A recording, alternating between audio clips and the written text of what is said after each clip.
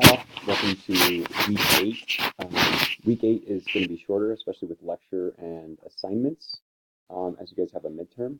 So the midterm is going to just kind of look like a large quiz to you, where it'll be um, questions, multiple choice questions that show up that you'll have to answer. So make sure that you finish the midterm in this week. It's worth a lot of points in terms of weighted points for the semester. Again, if you guys have any questions, comments, concerns, make sure that you email me those. All right, so this week I need to discuss a little bit more about micro, sub, and macro cultures. Some interesting stuff. Remember, on the basic level, microculture is family, friends, and then can kind of move into your own nuclear family later on. And then subculture is a bunch of different degrees. So your subculture could be your church group, the school that you attend from elementary on up, which is going to have kind of common symbolism, right? Like, so if we think of an elementary school, you go to an elementary school, you might have a microculture inside that elementary school, which is for that year your classroom, right? So there's 30 of you. It acts more like kind of a band level society. Now, and that being said, you're going to go home and you're going to get influenced a lot in terms of your family as well. There's kind of that micro, and then maybe a next layer of micro, and then your subculture would be your overall school. So sometimes, like let's say that you're in Miss Ferrero's, first grade class, and there's 30 of you. There's going to the instructor and the kids in that class are going to form a microculture where you will have common language, common rules, common activities, and now you guys should start to be able to kind of put those all those things together. Especially like your family does the same thing. Even classrooms have their own unique smell. And smell is kind of an interesting one that starts to play into some biological components of human culture. So when we grow that out, you might have a microculture within your school when you're in first grade, but then when you leave that door, that classroom door, you're in the general school setting. That school is going to have a mascot, right? For me, it was a tiger. We had kind of mottos, we had our own language, we had a principle, we had activities, we had celebrations. All those things brought a subculture together. Now, outside of that, again, you had also other subcultures in your life. It could be your religious group. It could be your town that does similar things as well. Um, it could then grow to be more of a region in California, and then it could actually be California itself. Sometimes California is put in more of the macro culture side of things, which could work. However, I kind of put the macro out larger in terms of um, how is it that we identify ourselves, right? So if I kind of put it at the furthest identity piece. So um, again, if I'm saying that I'm Californian, that's an identifier, but there's a further component out from that, right? And that component is that I'm an American, right? So that has its own symbols, and they're bigger and broader than the California symbols and language and structure. So I put that as the macro culture. Outside of that, remember we get into some of those like ideas of global culture, and really what we're talking about there is just kind of human culture lumped in kind of this large component, um, to the point where all of our little micro things that we do are all maybe the intricacies are not universal, but the way that we organize and we do those things is. So that's kind of bringing us back. It's like this full circle. But the global culture is a harder one to add in because we maybe don't have common language, common symbols, common values, those kinds of things.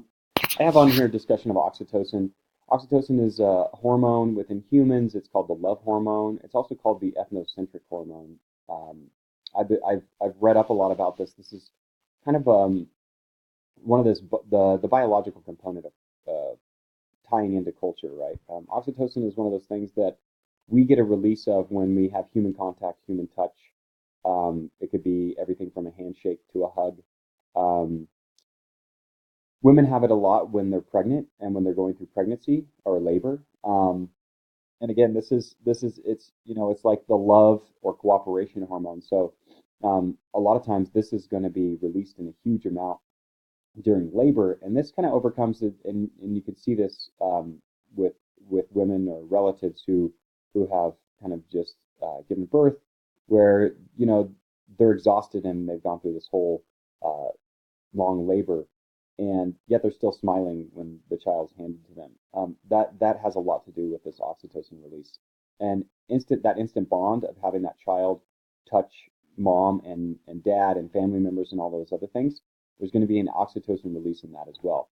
So humans are kind of born with this ability to have empathy and uh, uh, cooperation and trust, and that's one of the first things that starts to develop in children. Actually, is their eyes. Once they start to kind of acclimate to the outside world, uh, they are they are programmed. We are programmed to look in people's eyes and watch their facial expressions to see who we can trust. Um, and you can see this when you start to smile at babies, they'll smile back. It's one of those first things. They're trying to figure out if they can trust you or not. And a lot of times, when people pass their babies to other people and the babies start to cry, a lot of times it's that they actually don't trust you. And so there's this tough part here, and the reason why it could be kind of considered an ethnocentric hormone as well is that it's really good at this in-group thing. So whoever we touch and we come into contact with, we love those people, we cooperate with them. However, we might be worried a little bit about everyone else, right? So it's not that we don't cooperate and don't trust people, but in terms of this outer layer of who to trust, humans tend to trust people that they actually have contact with, human contact with. So again, I think that some groups, like tribal groups and band level groups, they did a good job of having ceremonies where this was all part of it, so that outside groups were intermingling with inside groups, and the in-group out-group thing wasn't so determined. So this is a fascinating thing. I recommend researching oxytocin on your own. Remember, when they do infant studies, infants tend to actually human infants all across the board choose kind of the helper figure, right? They have that trust helper figure. Bonobos in the animal kingdom choose the dominant figure all the time, and there's some interesting studies going on with that as well. Endogamy versus exogamy.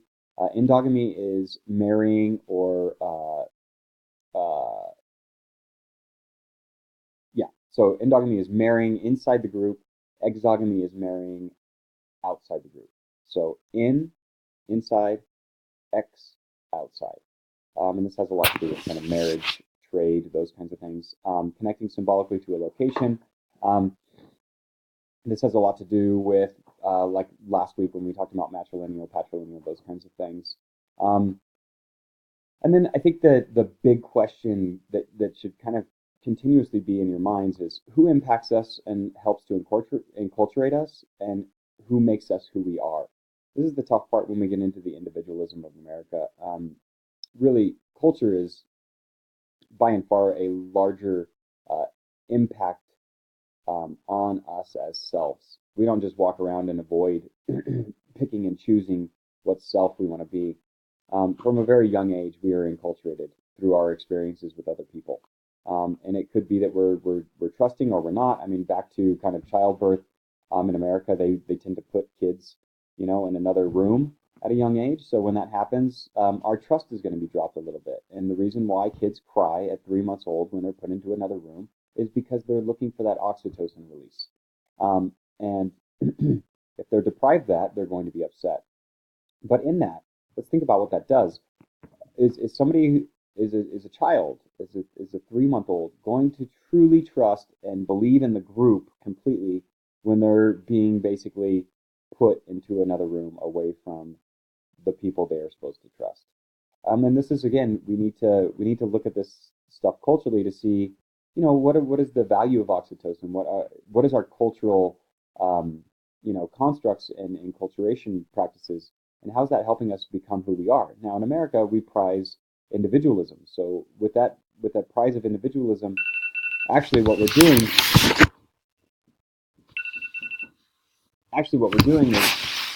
is quite purposeful in terms of creating individuals that are self-sufficient and whatnot, or self kind of motivated or something, because we are basically teaching individuals from the age of a child that actually we're going to be trusting ourselves more than we trust others.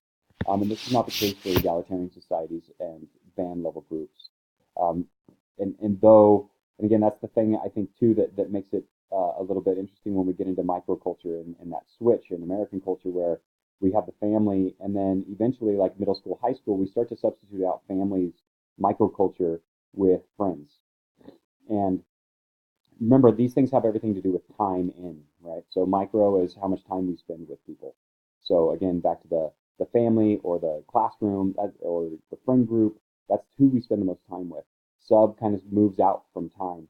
Now, remember, in band level societies, we would have spent our whole lives with our family, at least one side of our family, right? Unless we're in a matrilineal, patrilineal deal, but some group of that is going to be with the family at all times. So there's no substitution method there either. So that's gonna decrease the individuality as well. All right. So George Herbert Mead, in terms of becoming a self, George Herbert Mead is a sociologist. The theoretical orientation that he is part of is called symbolic interactionism. It's basically looking at the micro level, which is the individual, and that family component in becoming a self, and that impact on the general society. Now, what he comes up with is his ideas of internal dialectic. And the idea of internal dialectic is, I've talked about dialectic already, may have touched on this before. Again, we're a self here, but somebody enters into our lives and starts to have conversations or produces ideas that we now have to think about. And when that happens, somebody throws something into us in terms of an idea or knowledge, we now have to go through the dialectic process internally, right? Like, am I going to reject that idea, or am I going to think about that idea? Is that idea going to become part of me in terms of my identity? And I think the easiest way to think about this is maybe even religious conversion or change. So if somebody produces a religious idea, and we have to adjust to that, then we need to basically run through this kind of internal dialectic to see if we're going to add that to ourselves. He wrote a book called Mind, Self, and Society. He wrote a bunch of chapters, and his students kind of put it together.